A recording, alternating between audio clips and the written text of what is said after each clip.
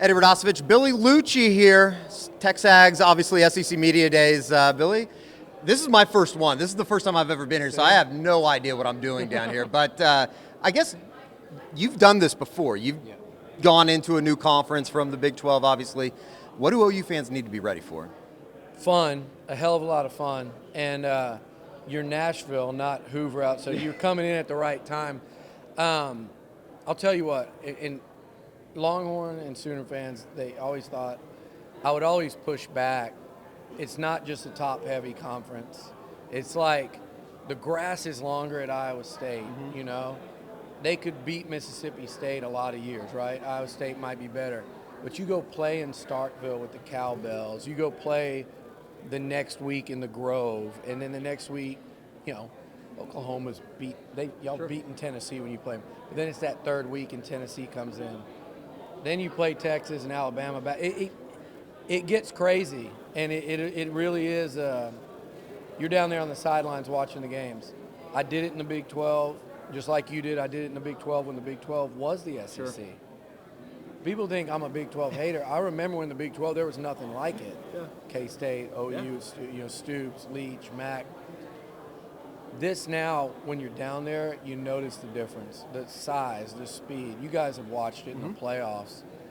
But even the teams that you think are the lesser, you're going to come into the conference and go, they're not even any good. But they look like, you know, the second best team in the Big 12. And they wouldn't be, but they look like it. And so that's the biggest difference, I think, is you're going to see that, like, physical toll. But the other thing for like, you guys covering it, this stuff's fun. Yeah. Like, you see this, and the SEC network is fun. You're going to be up late at night watching that after home games, and you're out with your buddies, and you're going to come home at 3 in the morning and watch it on a loop when OU beats somebody. And it just feels like the regular season and the build-up and everything, it really, you know, I know it's made fun of, like, it just means more.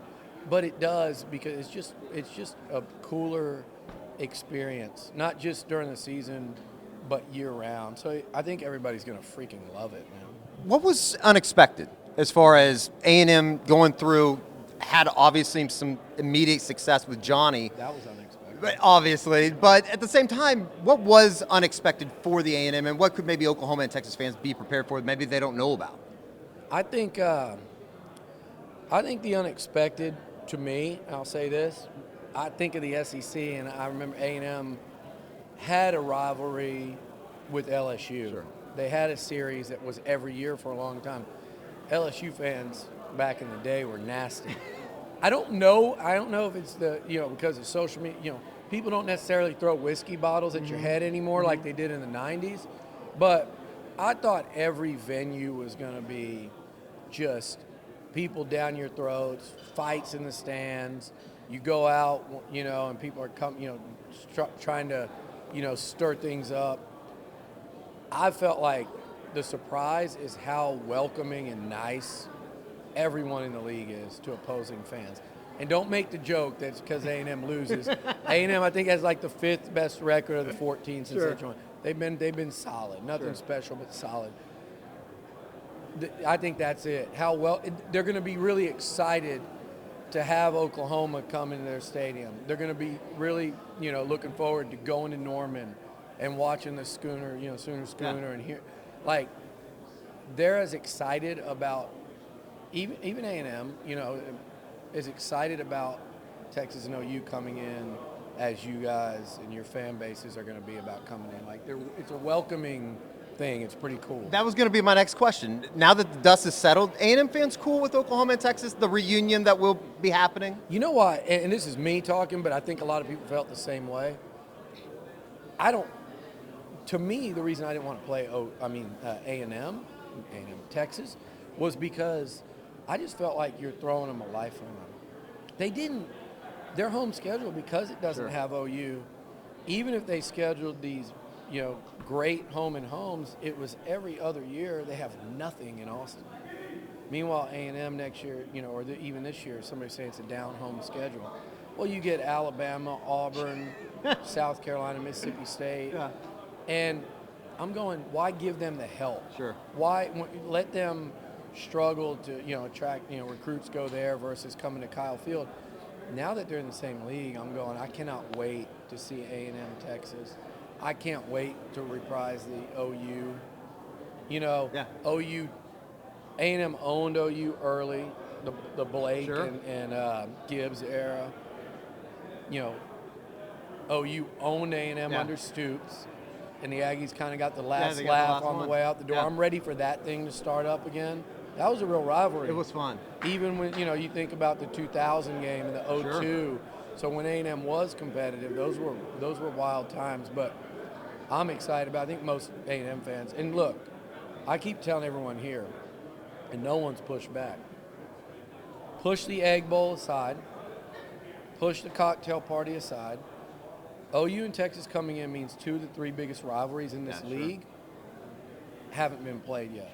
Red River and A&M Texas, right there in its Iron Bowl. That's it. And people are having a hard time disagreeing with that. There's going to be nothing like it. And lastly, just as far as A&M this year, how are we feeling about everything going on in College Station? It seems like Jimbo, talked to the media obviously a couple days ago. It was fun. There's a lot of quotes coming out of it. It's going to be like I didn't know. I kind of had said to him after. I said, well, the storyline was going to be you didn't say Petrino's calling plays, or you did. So it was kind of your pick. I don't know the psychology behind not, because I do think I don't think I know he's turning the offense to Petrino, but you know how it goes. It's like Bob Stoops. Did he ever turn his defense over and not care about it? No, but Mark Stoops was calling plays and Venables. But I think A&M will be significant. Like they better be, but I think they're going to be significantly improved. I think they're going to be a good football team. The question is, and this is the other thing in this conference, you look at the West, and I'd ask you, who's going to finish last in the West this year? Depth. You could say everybody outside of LSU, Bama, there's 5 teams that could finish last or maybe even second. So there are going to be a lot of close games, and what percentage of those A&M wins is going to determine how this thing looks moving forward, especially with the Sooners and Horns coming in. It's going to be a lot of fun. Billy, thanks a lot. Obviously, local fans know who he is on Twitter. He's my favorite Twitter follow, by the way. Have to be. Well, I like to bullshit quite a bit. I love that. Appreciate it, Billy. Right, Thank you. Thanks, man.